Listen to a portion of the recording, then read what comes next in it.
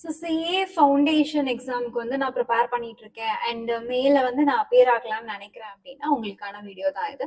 So this is Aarthi from Shilpi's academy. Let's start.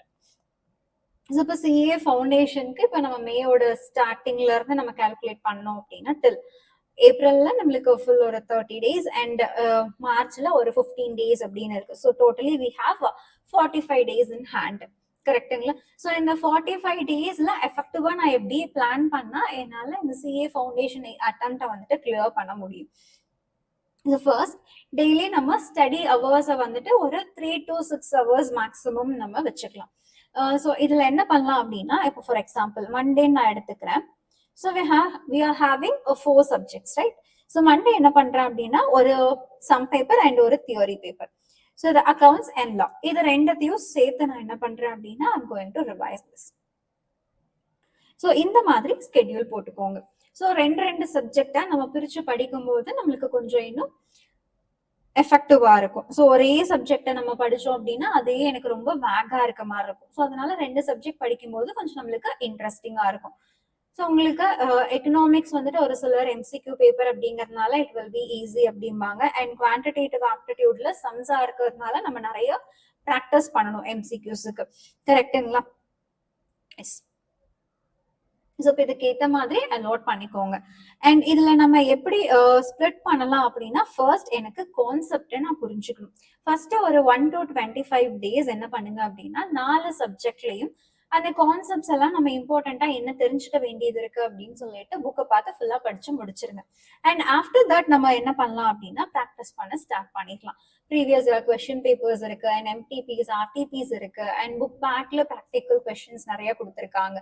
So அதை எல்லாத்தையுமே நம்ம வந்துட்டு டே 26 to 35th day வரைக்கும் நம்ம அதுக்கு வச்சுக்கலாம். ஸோ இங்க எல்லாமே நான் ப்ராக்டிஸ் பண்ண போறேன் அண்ட் இங்க ரிவிஷனும் சேர்த்து எனக்கு நடக்கும்.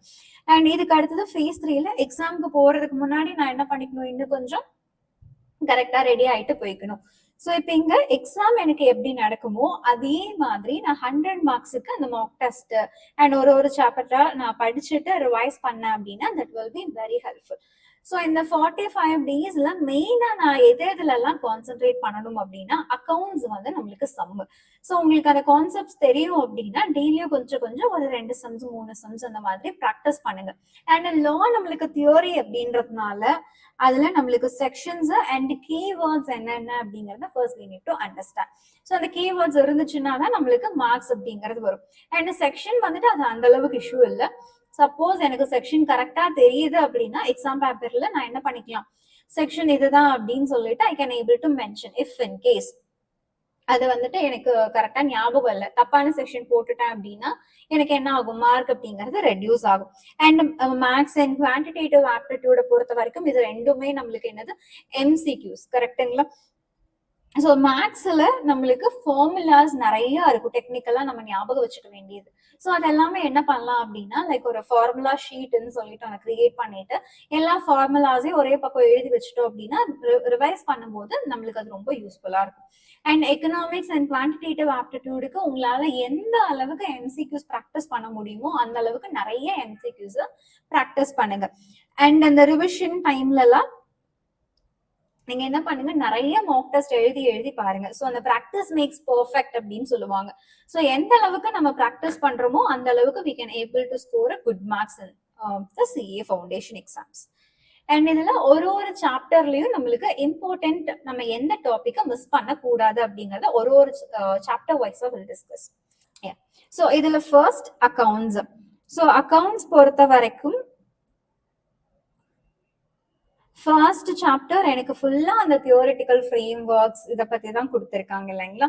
ஸோ அக்கௌண்ட்ஸ்னா என்ன, அதோட ஸ்கோப்ஸ் என்ன, பிரின்சிபல்ஸ் என்ன இருக்கு, கன்வென்ஷன்ஸ் என்ன இருக்கு, கேபிட்டல் டிரான்சாக்ஷன் அண்ட் ரெவென்யூ டிரான்சாக்ஷன்னா என்னென்ன accounting policies we have to follow and accounting standards அது எப்படி கிரியேட் ஆச்சு, அதுக்கான ப்ராசஸ் என்னன்னு கொடுத்துருக்காங்க. ஸோ இங்க நம்மளுக்கு டெக்னிக்கலா எதுவும் இல்லை. ஸோ இது எல்லாத்தையும் தியோரி ஆஸ்பெக்ட்ல we have to study.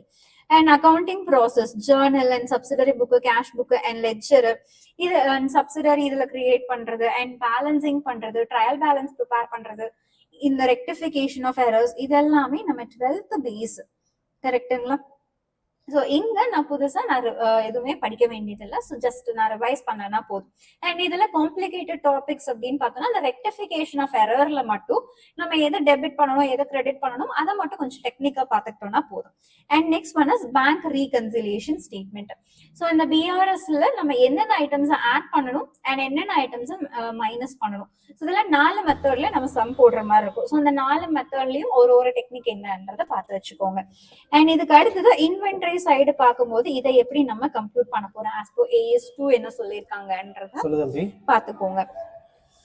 And depreciation இது and amortization இதெல்லாம் இந்த பேசிக் சம். டெப்ரிசியேஷன் வருது அப்படின்னா நம்ம எப்படி வந்துட்டு லெட்ஜர் அக்கவுண்ட்ஸ் போடுறது அண்ட் அந்த டெப்ரிசியேஷனை எப்படி நம்ம கால்குலேட் பண்றது, if suppose in case sale பண்றோம் அப்படின்னா அதுல நம்ம எப்படி கம்ப்யூட் பண்ணணும். And bill of exchange and promissory நோட்ல இங்க ஃபுல்லாமே நம்மளுக்கு ஜர்னல் என்ட்ரிஸ் போடுற மாதிரி தான் இருக்கும். அண்ட் இதுல நம்மளுக்கு கொஞ்சம் டெக்னிக்கல் அப்படின்னு பார்த்தோம்னா ஸோ அந்த பில்லோட மெச்சூரிட்டி டேட் கம்ப்யூட் பண்றது அண்ட் நோட்டிங் சார்ஜஸ் அந்த என்ட்ரிஸ் போடுறது அண்ட் இன்ட்ரெஸ்ட் கம்ப்யூட் பண்றது இது கொஞ்சம் காம்ப்ளிகேட்டடா இருக்கும். ஸோ இதெல்லாத்துக்கும் கொஞ்சம் அட்டென்ஷன் அதிகமா கொடுங்க. And final accounts preparation for the sole proprietorship and for non-profit organization and incomplete records for profit organization இது எல்லாமே நம்ம என்ன பண்ணிட்டு இருக்கோம் 11th 12th இருந்து நம்ம இதெல்லாம் படிச்சுட்டு இருக்கோம். ஸோ இங்கேயும் நம்மளுக்கு புதுசா படிக்கிறதுக்கு எதுவும் கிடையாது. ஸோ ஜஸ்ட் அந்த ஃபார்மேட் என்ன அப்படின்னு பார்த்து வச்சுக்கிட்டோம். அண்ட் சம்மில் ஏதாவது ஐட்டம்ஸ் கொடுத்துருக்காங்க அப்படின்னா இது எனக்கு P&L வருமா, பேலன்ஸ் ஷீட்ல வருமா, ட்ரேடிங் அண்ட் மேனுஃபேக்சரிங் அக்கௌண்ட்ல வருமா அப்படின்னு சொல்லிட்டு எனக்கு அதை ஐடென்டிஃபை பண்ண தெரிஞ்சா போதும். இஃப் இன் கேஸ் நான் ப்ராஃபிட் அப்படின்னா என்னென்ன ஐட்டம் ரெசிப்ட்ஸ் அண்ட் பேமெண்ட் அக்கௌண்ட்ல வரும் அண்ட் எது இன்கம் அண்ட் எக்ஸ்பெண்டிச்சர்ல போடணும் அண்ட் எந்த item opening balance sheet and எது வந்து க்ளோசிங் பேலன்ஸ் ஷீட்ல போடணும். And main opening balance sheet la we will not do any adjustments. கரெக்ட்டுங்களா? ஸோ இந்த மாதிரி கீ பாயிண்ட்ஸ் என்ன, கீ அட்ஜஸ்ட்மெண்ட்ஸ் என்னன்றதை மட்டும் மைண்ட்ல வச்சுக்கோங்க. அண்ட் பார்ட்னர்ஷிப்பை பொறுத்த வரைக்கும் அட்மிஷன், டெத், ரிட்டையர்மெண்ட் இந்த பார்ட்க்கு கொஞ்சம் கான்சென்ட்ரேஷன் அதிகமா கொடுங்க. அண்ட் கம்பெனி அக்கௌண்ட்ஸ் பொறுத்த வரைக்கும் ஃபுல் அண்ட் ஃபுல் நம்மளுக்கு என்னதான் ஜர்னல் என்ட்ரிஸ் தான். கரெக்டா? ஸோ சேம் இதுவும் நம்ம 11th படிச்சது, 11th 12th படிச்சது. அண்ட் இதுல ஃபோர்ஃபீச்சர் அண்ட் ரீ இஷ்யூஸ் வருது அண்ட் ரிடம்ஷன்ஸ் இந்த மாதிரி items and bonus issue, right issue, suppose ஏதாவது அப்ளிகேஷன்ஸ் வந்து அதிகமா வந்துருச்சுன்னா அதுக்கு நம்ம எப்படி அலாட்மெண்ட் கொடுக்கறது, ஸோ அப்ளிகேஷன் மணியை அலாட்மெண்ட்ல எப்படி அட்ஜஸ்ட் பண்றது, இந்த மாதிரி கால்குலேஷன்ஸ் எல்லாமே கொஞ்சம் மைன்யூட்டா பார்த்துக்கோங்க. அண்ட் நெக்ஸ்ட் ஒன் பிசினஸ் லா பொறுத்த வரைக்கும் எந்தெந்த சாப்டர்ஸுக்கு நான் இம்பார்ட்டன்ஸ் கொடுக்கணும். ஸோ ஃபர்ஸ்ட் சாப்டர்ல இருந்துன்னு பாத்தீங்கன்னா அந்த அளவுக்கு நம்மளுக்கு கொஸ்டின்ஸ் வராது. So Indian contract act, sale of goods act and இதுக்கு அடுத்தது பார்ட்னர்ஷிப் இது எல்லாமே கொஞ்சம் மைன்யூட்டா பாத்துக்கோங்க. அண்ட் கம்பெனிஸ் ஆக்ட்ல இருந்து நம்மளுக்கு கொஸ்டின்ஸ் அப்படிங்கறது அதிகமா வரும். ஸோ அப்ப நான் என்ன பண்ணணும், ஃபர்ஸ்ட்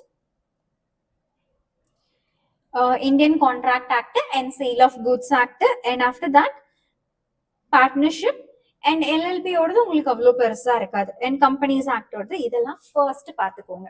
அண்ட் இதுக்கப்புறம் டைம் இருக்கு அப்படிங்கும் போது நெகோஷியபிள் அண்ட் எல்எல்பி அண்ட் இதுக்கப்புறம் இந்தியன் ரெகுலேட்டரி ஃப்ரேம் ஒர்க் இந்த சாப்டருக்கெல்லாம் ஜஸ்ட் ஒரு 20 minutes இருந்துச்சுன்னா போதும், ஈஸியா நம்ம கம்ப்ளீட் பண்ணிடலாம். அண்ட் இந்தியன் கான்ட்ராக்ட் ஆக்ட பொறுத்த வரைக்கும் நம்ம எதெல்லாம் பார்க்கணும்.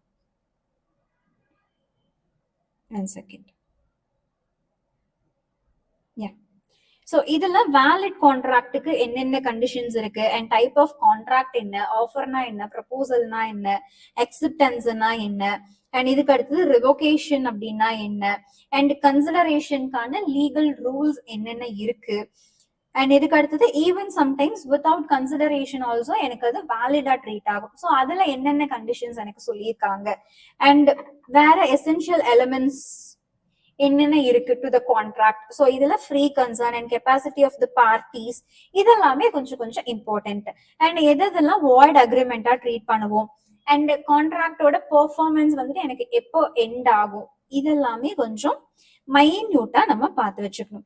அண்ட் இதுக்கு அடுத்தது சப்போஸ் கான்ட்ராக்ட் ஏதாவது பிரீச் ஆகுது அப்படின்னா அதுக்கான ரெமெடிஸ் என்னென்ன அவைலபிளா இருக்கு, contingent contract and quasi contract, indemnity and guarantee கான்ட்ராக்ட்னா என்ன, அண்ட் இதுல ஷூரிட்டி இருக்காங்க அப்படின்னா அவங்களுக்கு என்னென்ன ரைட்ஸ் இருக்கு அண்ட் அவங்களோட லயபிலிட்டி என்ன, அண்ட் பெயில்மெண்ட்னா என்ன, பிளட்ஜ்னா என்ன, அதுக்கான பேசிக் டிஃபரன்ஸ் என்னன்றத பாத்துக்கோங்க.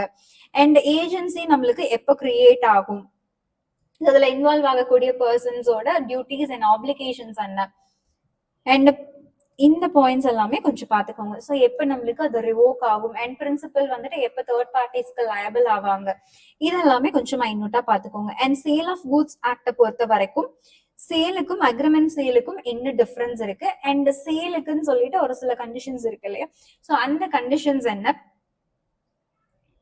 And subject matter to contract of sale என்ன, அண்ட் ப்ரைஸை எப்படி நம்ம டிட்டர்மைன் பண்ணுவோன்றத பார்த்து வச்சிருக்கணும். அண்ட் இதுக்கு அடுத்தது வாரண்டினா என்ன, கண்டிஷன்ஸ்னா என்ன, ஸோ அதுக்கான ரூல்ஸ் அண்ட் ரெகுலேஷன்ஸ் என்ன சொல்லியிருக்காங்க. அண்ட் டிரான்ஸ்ஃபர் ஆஃப் ஓனர்ஷிப் இந்த prime facie passes with the property and transfer of title by non-owners. In the criteria எல்லாமே we have to give more and more importance. And unpaid sellersக்கு என்ன rights இருக்கு அப்படின்னு இதையும் பார்த்து வச்சுக்கோங்க. ஓகேவா? ஸோ அவங்களுக்கு என்ன ரெமெடிஸ் அவைலபிளா இருக்கு.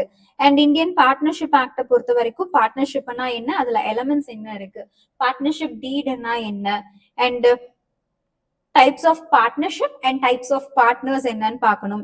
அண்ட் ஒரு பார்ட்னருக்கும் இன்னொரு பார்ட்னருக்கும் என்ன ரிலேஷன்ஷிப் இருக்குங்கிறத நான் தெரிஞ்சு வச்சிருக்கணும். அண்ட் இவங்களோட ரைட்ஸ் அண்ட் டியூட்டிஸ், அண்ட் புதுசா ஒருத்தர் உள்ள வராரு அப்படின்னா அதை எப்படி என்னோட பிசினஸ் அஃபெக்ட் பண்ணுது, அண்ட் எப்ப பார்ட்னர்ஸ் வந்து they are liable to third parties. And இதுக்கு அடுத்தது மைனர் சப்போஸ் இன்வால்வ் ஆகுறாங்க அப்படின்னா ஸோ அவங்களுக்கு என்னென்ன பெனிஃபிட்ஸ், அவங்க வந்து லீகலி நாட் லயபிள், கரெக்டுங்களா. அண்ட் கண்டினியூயிங் கேரண்டி வந்து எனக்கு எப்போ ரிவோக் ஆகும், and registration and dissolution of a firm அது ரிலேட்டடான ப்ரொவிஷன்ஸ். சப்போஸ் நான் ரெஜிஸ்டர் பண்ணல அப்படின்னா what are all the consequences I have to face, இந்த மாதிரி எல்லா இம்பார்ட்டன்ட் பாயிண்ட்ஸுமே பார்த்து வச்சுக்கோங்க.